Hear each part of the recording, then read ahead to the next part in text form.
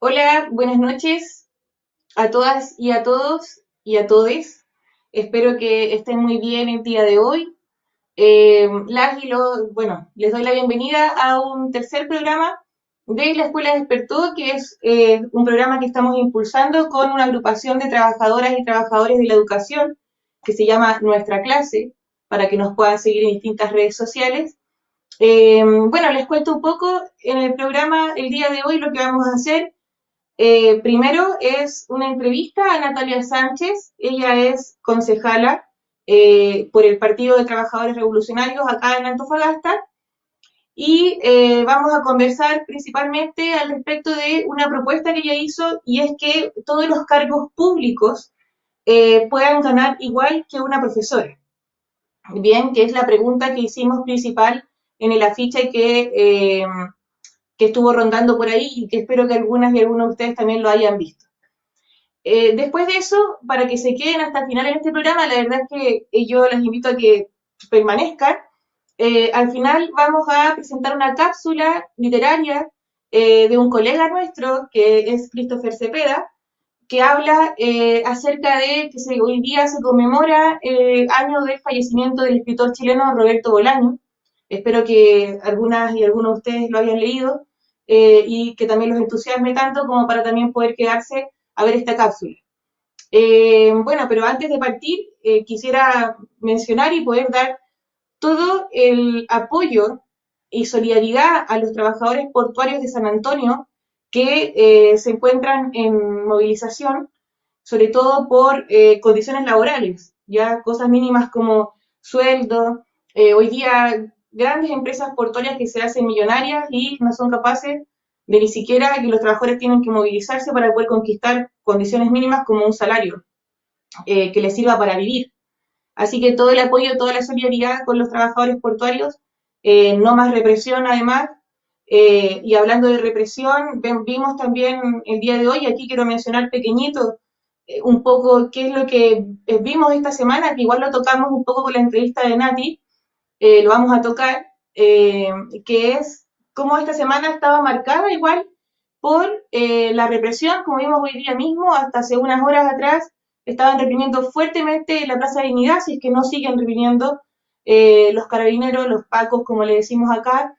Eh, y hoy día incluso escandalosamente se llevaron detenidas a madres de jóvenes presos políticos, como es el caso del joven, el joven que le dicen el ingeniero, eh, también se han detenido a dos constituyentes de la lista del pueblo. O sea, es una situación escandalosa, ¿cierto? En una semana en la cual también asesinaron a Pablo Marchán, joven mapuche, y también fue secuestrado un joven también machi mapuche, que el día de ayer se conoció la noticia de que lo habían encontrado con vida. Fiscalía dio la noticia primero a la prensa antes que a la familia, ¿cierto? Entonces, una semana que ha estado cargada por la represión, pero también por esta fiesta que nos quieren hacer creer, fiesta electoral, ¿cierto? Y hoy día mismo distintos candidatos de ya tanto, eh, como hemos visto, de las primarias presidenciales han ido cerrando sus candidaturas, pero paradójicamente en un país en el cual reprimen a las madres que se movilizan por la libertad de los presos políticos, se llevan detenidos a dos constituyentes de la lista del pueblo, y ahí es donde vemos también que está comprobado, se ha ido comprobando esta farsa, ¿cierto?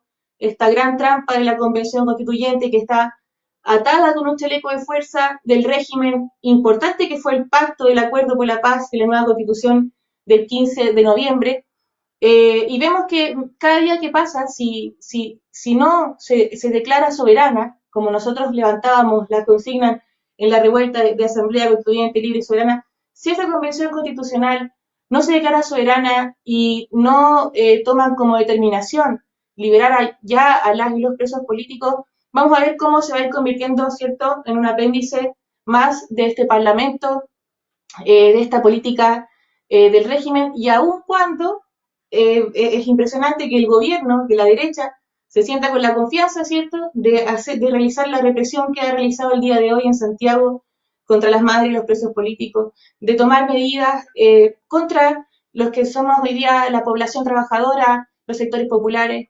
Así que vemos también hoy día cómo en la última sesión, tanto en la mesa directiva, tanto el Frente Amplio como los partidos de la desconcertación, intentaron mantener el 2/3 trabado, ¿cierto? Votado en este pacto del 15 de noviembre bajo cuatro paredes, que en realidad, bueno, finalmente se votó que fuera por mayoría simple las votaciones dentro de la convención y se rompió con ese pequeñísimo aspecto del pacto del 15N, pero vemos también cómo dentro de la convención hay fuerzas, ¿cierto? Como en este caso el Frente Amplio, la desconcertación y para qué hablar de la derecha, que intenta mantener también estas grandes trabas, esta farsa también, esta trampa de la Convención Constituyente y del pacto que se firmó, este pacto de impunidad también que se firmó el 15 de noviembre. Después de esto, para mencionar, solo quería mencionar lo que nos ha ido marcando esta semana, hacer un marco para que podamos ahora sí dar pie a la entrevista con Natalia Sánchez. Ojalá que puedan interactuar. Tuvimos que grabarlo en otro horario, ¿cierto? Porque como saben, bueno, Natalia, que es concejala, ella también es médico, es médica del Hospital Regional acá en Antofagasta, además de ser concejala y además de ser una militante revolucionaria, ¿cierto?, del Partido de Trabajadores Revolucionarios. Así que les voy a dar el pase con nuestro equipo de trabajo, ¿cierto?, de la Escuela Despertó.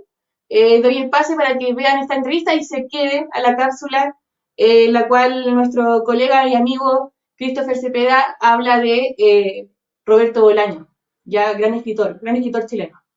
Así que eso, bienvenidas y las invito a compartir este programa y también comentar.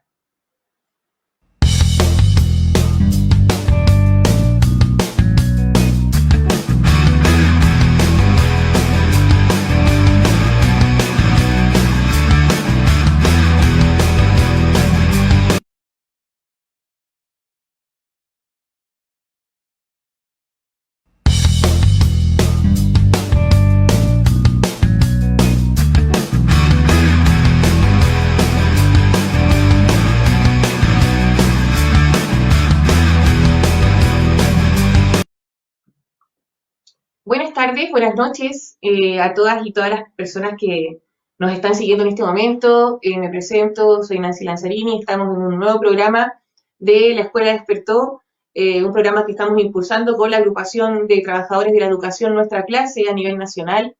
Y el día de hoy tenemos el agrado de recibir a Natalia Sánchez, que es concejala del Partido de Trabajadores Revolucionarios acá en Antofagasta. Ella esta semana se vio involucrada también en una polémica importante, que vamos a hablar de eso, que fue parte también de la pregunta que instalamos en el afiche publicitando nuestro programa, a ver si también ahí ustedes quieren ir comentando. Pero antes de eso vamos a preguntarle a Natalia, para seguir en la misma sintonía de cómo veníamos el programa, ¿qué opina de la convención, de todo lo que viene pasando? Nos dijeron que primero, bueno, había alta expectativa en este proceso de convención constitucional y hemos visto cómo solo ha representado casi como claro, una extensión del Parlamento, una nueva organismo del régimen. Tiene ese riesgo, hemos visto que no ha podido resolver ni siquiera, bueno, solo una declaración, un simbolismo, ¿cierto? Todo lo que ha pasado con la convención, pero queríamos saber qué opinas tú, cómo lo ves y qué has visto durante estos días, cómo lo interpretas. Sí, hola, gracias por la invitación. Sí, pues en realidad estas semanas políticamente yo encuentro que han sido súper movidas, ¿no es cierto? Con días históricos como el inicio de la Convención Constitucional, este organismo que aparentemente viene a cambiar la constitución heredada de la dictadura y lo que nosotros exigíamos en las calles desde octubre, ¿no es cierto? Pero lo que nosotros exigíamos en las calles desde octubre era una asamblea constituyente libre y soberana. ¿Y qué quiere decir eso, finalmente? Que pueda deliberar sobre distintos temas y realmente tomar decisiones en torno a la elección democrática que hubo hoy día. ¿Qué más representativo que el apruebo, digamos? Y luego de eso, la elección de los constituyentes, ¿no? Y en ese sentido, creo que es el punto más débil que tiene hoy día la Convención Constituyente, que no es soberana, ¿no es cierto? Y paradójicamente, si vemos todos los hechos semanales, vemos que la muerte de Pablo Marchand es un ejemplo tan claro de eso, siendo presidida la Convención Constitucional por una mujer mapuche, ¿no es cierto? Un hecho histórico que todos exaltamos y qué sé yo, Elisa Loncón, ¿no es cierto? Y además es independiente políticamente y en el fondo demostró lo que exigían las calles, ¿no es cierto?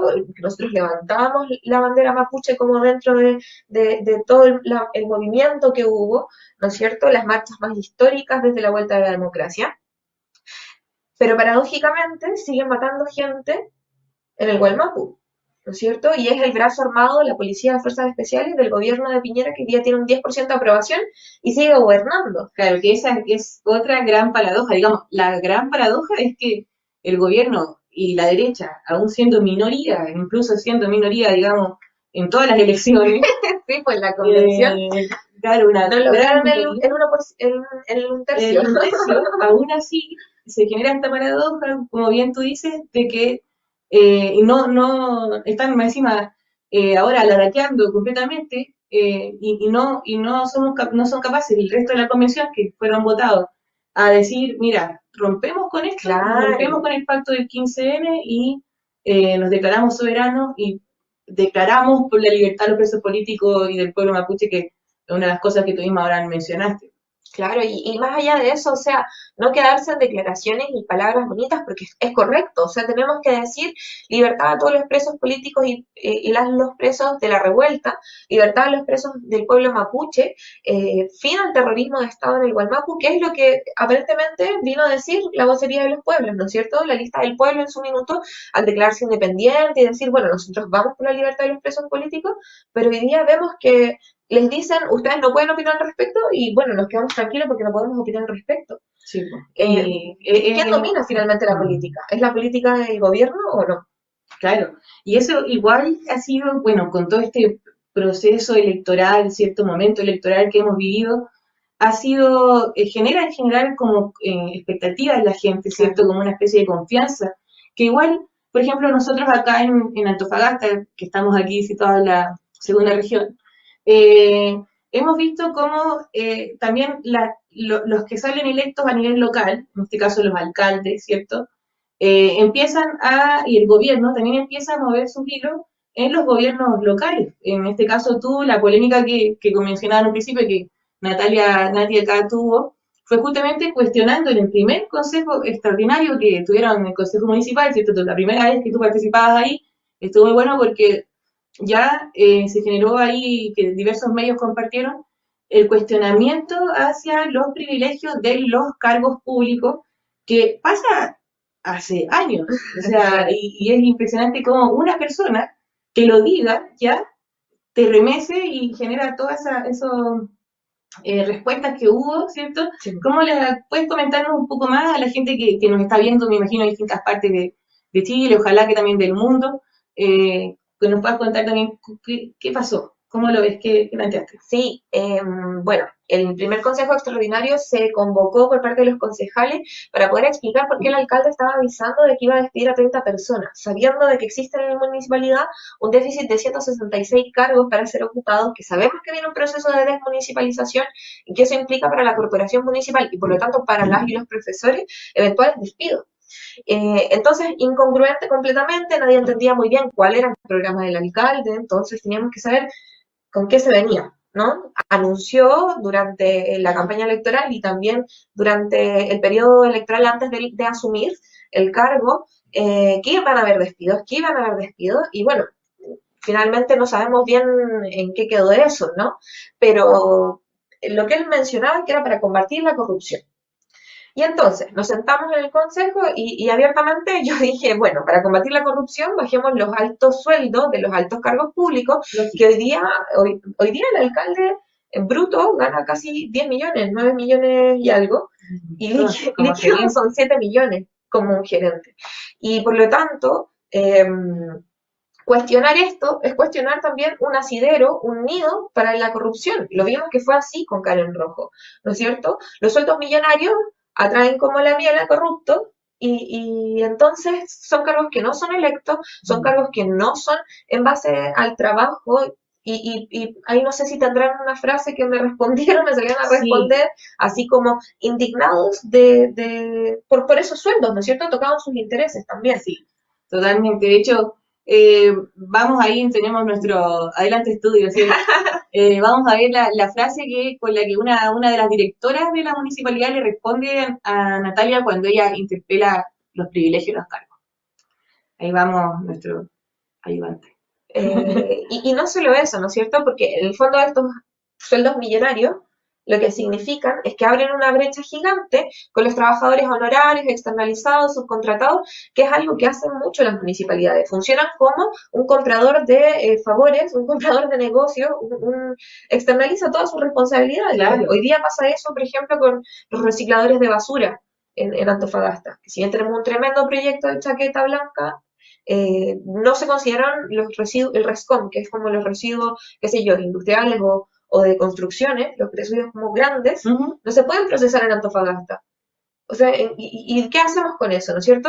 Hoy día el alcalde no se quiere sentar a conversar con los dirigentes de los recicladores, que son 80 familias que están en la... Esta directora a ti justo lo que te responde es, ojalá si lo podemos mostrar también ahí la imagen, es: tengo 33 años de trayectoria y quiero aclararle a la concejala que los sueldos están fijados por ley. Y si quieren modificarlo, deberían modificar la ley, el Congreso, pues el alcalde no puede hacer nada respecto a eso. Cuando a alguien le pagan eso, es lo que corresponde por la responsabilidad del cargo. ¿Qué puedes decir de O eso? sea, de responsabilidades podemos hablar de muchas responsabilidades. Hoy día la responsabilidad que tienen los consultorios, las escuelas en medio de la pandemia es tremenda y bueno, sabemos que un profesor cuando empieza a trabajar gana sueldos que no alcanzan para nada, menos una ciudad como Antofagasta. Por ejemplo, hasta hace una semana no se habían pagado los bonos COVID a los trabajadores y trabajadoras de los SEFAM, de los consultorios, Claro. que han estado ahí en primera línea enfrentando la pandemia, ¿no es cierto? Entonces, decir que todo cargo público gane como una profesora, como un profesor, nos referimos a eso, a que ganen en base a esas responsabilidades que por supuesto reconocemos, pero no podemos estar abriendo estas brechas entre los trabajadores honorarios, que muchas veces es lo que pasa con los profesores, o el trabajo a contrata, que no te permite acumular antigüedad y año a año te renuevan un Mucha contrato. inestabilidad. Tremenda inestabilidad laboral, y que es el miedo que hoy día también tienen los funcionarios y funcionarias de la municipalidad. O sea, el hecho de no aclarar este tipo de situaciones y amenazas como despido, mientras se ganan 7 millones, justamente eso, ¿no es cierto? Claro, se logra ver, por ejemplo, nosotras, yo en este caso que soy profesora y somos una agrupación de trabajadores de la educación, nosotros vivimos día a día lo que pasa. Y ahí también me gustó porque Natalia, síganla igual en su fanpage, hizo una encuesta también, a ver si es que lo podemos ver por ahí. Hizo una encuesta que justamente hace la pregunta: ¿qué piensas? ¿El alcalde y los cargos directivos debiesen ganar como una profesora? Y ahí reaccionar, y la verdad es que me gustó, hay casi más de 100 personas apoyando ahí entre los comentarios a ver qué opinas. Dice una persona, dice: sí, muy de acuerdo, basta de abusos y brechas de desigualdad. Otra persona: basta de sueldos millonarios. Y hasta, a mi parecer, los profesores deberían ganar más que cualquier Pucha, otro cargo, sí, por dice una supuesto. persona, ya que son ellos los que forman y todos los que están sentados ahí. Más con el agobio laboral que están viviendo hoy día con las clases online, que no hay ningún tipo de apoyo ni red, digamos, para hacer funcionar el sistema educativo. Hoy día existe una deserción escolar tremenda, de la cual ¿quién se hace cargo? O sea, Figueroa sigue haciendo el llamado a que vuelvan a clases sin ningún resguardo, sin haber terminado las etapas de vacunación. Entonces, Sí, y además, como hablamos en el capítulo pasado, que igual les invito a verlo, que era del retorno a clase, veíamos en ese tiempo, en ese capítulo con Patricia Romo, como el problema también que tenemos de los contratos. Tenemos mucho contrato a plazo fijo que ni siquiera nos dan derecho ni siquiera a acceder a nada. O sea, si un profesor o profesora quiere postular un crédito hipotecario, ni siquiera puede porque no hay estabilidad. Y eso sumado a que incluso si quieren asegurar en la pandemia mayor, ¿cómo se llama? Si quieren asegurarnos el trabajo, las condiciones mínimas, un punto importante son los contratos de trabajo, por supuesto. las condiciones laborales.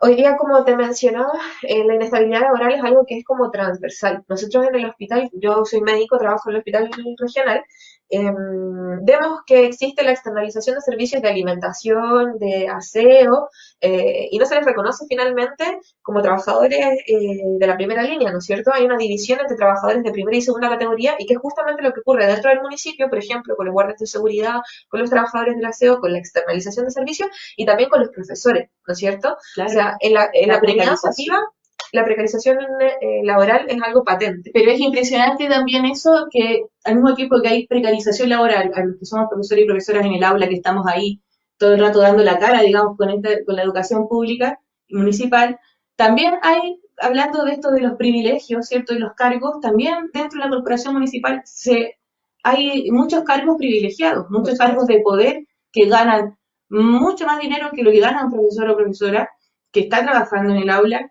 y que además son todos apernados, ¿cierto? Y sabemos que hay una corrupción. Hoy día Carlos Sánchez es ejemplo de eso, el secretario ejecutivo electo de la corporación, electo a dedo. Denominado por Denominado, claro. el alcalde. Es el presidente de la corporación, ¿no es cierto? Esta empresa, finalmente, que también me lo aclararon ese día en el Consejo Extraordinario. La municipalidad es la empresa más grande que tiene Antofagasta. Esas fueron las palabras, digamos, del director de uno de los departamentos, ¿no es cierto? Y en ese sentido, creo que una persona que ha sido denunciada por acoso laboral, ¿no es cierto?, persecución a jóvenes profesores y profesoras, no puede ser una persona que ocupa un cargo, digamos, de autoridad por sobre estos mismos docentes, ¿no es cierto?, que han sido acosados y en el fondo, violentados de algún modo. Hay mucho autoritarismo dentro de la educación, como parte del sistema educativo, ¿cierto? Que justamente estos personajes, como Carlos Sánchez, empalman dentro de este autoritarismo y también que genera maltrato, que genera también cómo te pasan a llevar, ¿por qué? Por tener un cargo denominado. Y además, como decimos, reciben sueldos que son mucho más millonarios de los que nosotros como profesores, que ni siquiera ganamos lo que podemos decir, digamos, claro, de estabilidad y bueno, sueldos acordes, digamos, a lo que hacen, ¿no es cierto?, como un trabajador calificado. Bueno, esa fue igual la base de la denuncia que nosotros hicimos. Ahí Cecilia Quevedo salía a decirnos que bueno, que las leyes están como están. Cuestionar la constitución de Pinochet es cuestionar también esas leyes, la ley orgánica municipal que está escrita en dictadura, ¿no es cierto? Claro. O sea, ahí nacen las corporaciones también. Sí, pues, y el hecho de que incluso ahora con todo esto de los servicios locales, ¿cierto? Que se está hablando de la desmunicipalización, como también peleamos para que, uno, no se genere una nueva deuda externa y dos, tampoco se hayan despidos, que es una gran preocupación de los trabajadores, al menos de la corporación municipal, que no tienen su cargo asegurado porque son parte o son amigos de algún partido político del régimen, de todos los partidos políticos de la concertación, incluso son todas cómo se quedaron, se apoderaron incluso en el fondo es la plata pública, Claro, son los fondos que llegan del Estado a los municipios. Entonces ahí, bueno, agradecerte igual, Nati, no sé si quieres igual dar un mensaje, yo creo que ha sido importante todo lo que el rol que has jugado desde el hecho del juramento, claro. Desde el juramento que juraste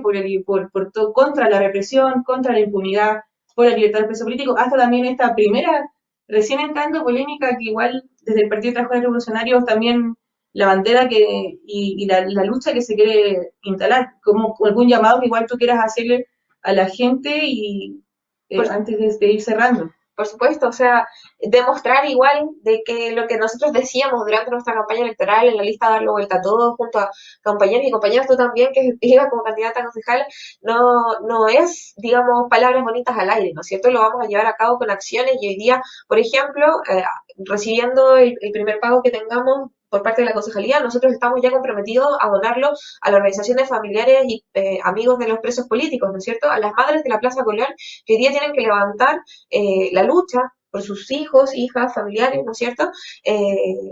pero lo hacen desde una total precariedad, sin ni siquiera el reconocimiento de que existen presos políticos en Chile, como lo están haciendo hoy día los candidatos presidenciales, negando su existencia y que son un invento de la izquierda. Vemos que hay montajes, vemos que o siguen matando mapuches en el Gualmapu, vemos que hoy día la precarización laboral es algo patente, que la salud pública y la educación se caen a pedazos, y en ese sentido no vamos a bajar los brazos y en el fondo seguimos levantando esta tribuna completamente a disposición, así que búsquenos en las redes para poder enviar sus denuncias y ver cómo podemos seguir avanzando en esta organización de las y los trabajadores, una alternativa que luche realmente por nuestras demandas. Así que gracias por la invitación. Sí, gran mensaje de cierre. También invitarlos, si hay trabajadores en la educación viendo acá, en que estén en Antofagasta o que incluso estén en otras ciudades, tenemos acá un comité de apoyo a la libertad de las y los presos políticos que estamos aportando con las encomiendas, pero también generando también esta organización, porque sabemos que no es algo que se va a conquistar solamente con declaración. Entonces, bueno, gracias Nati, gracias espectadoras y espectadores, las y los invito a quedarse porque ahora vamos a mostrar una cápsula porque hoy día se cumplen un aniversario del fallecimiento de Roberto Bolaño, un gran escritor de literatura, muchos de nosotras y nosotros también lo hemos leído, eh, creo que lo voy a dejar todo ahí para que puedan ver esta cápsula y puedan también seguirnos en las redes sociales, como decía Nati, en nuestra clase, agrupación Nuestra Clase, y acá Ligera Diario. Gracias por ver este programa, espero que les haya gustado. Hola, hola a todas, todos, todes. Un saludo muy afectuoso desde acá para ustedes que están aquí en el programa. Muy agradecido además de que me invitasen a grabar una cápsula literaria para el programa del día de hoy. Bueno, a propósito de la fecha, 15 de julio, el autor del cual vamos a hablar brevemente es Roberto Bolaño. Roberto Bolaño murió un 15 de julio, pero del año 2003, producto de una insuficiencia hepática a la espera de un trasplante de hígado. Esta fue una enfermedad que lo acompañó durante la última parte de su vida, sobre todo los 90 hacia adelante. Por eso, dentro de la gran obra que dejó Bolaño, y en ese periodo en el cual publicó un libro el año, se dice que lo hizo a conciencia de que su vida no iba a durar tanto. Con la muerte o la parca, ¿cierto? Un poco sentada o con la mano en el hombro, posada en el hombro de él. Entonces, dentro de las obras de Bolaño hay muchos libros. Uno puede leer cuentos, puede leer poesía, puede leer narrativa, novelas me refiero. Podemos, ¿cierto?, mencionar a la pasada llamadas telefónicas, Las putas asesinas, que son libros de cuentos, El gallo insufrible también, pero novelas podemos decir El nocturno de Chile, Estrella distante o la mítica Los detectives salvajes, que ganó, ¿cierto?, el premio Rómulo Gallego, una novela que habla sobre los poetas y la poesía de la generación de Roberto Bolaño, los infrarrealistas o los real vicerrealistas en el caso de- del libro, amigas y amigos de él, que son los personajes, los perros románticos que circulan, ¿cierto?, por México del DF, intentando levantar una revista literaria sobre la base de venta de drogas, y que están a la búsqueda de una poeta perdida, Cesaña Tinajero. Pero el libro más emblemático de Roberto Bolaño es justamente en el que estuvo trabajando hasta antes de morir, que fue el que dejó legado para su publicación a Jorge Herralde. Este libro es 2666, su libro monumental de 1300 páginas. Él había dejado como intención, como una suerte de testamento, de que el libro fuese publicado en 5 partes, porque así está dividido el libro, y que esas 5 partes se vendieran de tal modo que el dinero quedara para sus hijas.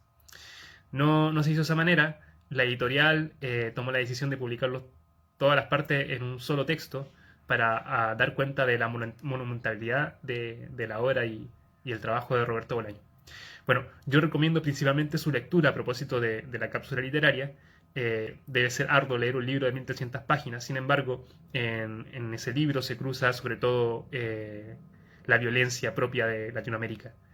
Eh, Todos los personajes que van de un lado para otro, ¿cierto?, del mundo, terminan en Ciudad de Juárez. No recuerdo en este momento cómo se llama la ciudad en el libro, pero el trasunto es Ciudad de Juárez y el contexto son los asesinatos de mujeres en la frontera entre México y Estados Unidos. Asesinatos que se cuentan por montones y que nunca nadie sabe por qué suceden. Entonces hay tentativa de aproximación, búsqueda de culpable, un poco de novela policial, novela negra, al tiempo de que se habla mucho de literatura, pero 2666 como una fecha apocalíptica como esa fecha en el futuro donde todo va a ser un cementerio y donde solo van a quedar cadáveres regados por el suelo. Así que recomiendo fervientemente la lectura de esa novela, es adictiva. Así que quien quiera entrar en sus páginas, no tenga duda de que va a terminarla y se va a quedar con un sabor extraño en la boca. Eso, muchas gracias. Saludos a todas y todos. Con ustedes entonces la cápsula literaria del día de hoy, Roberto Bolaño.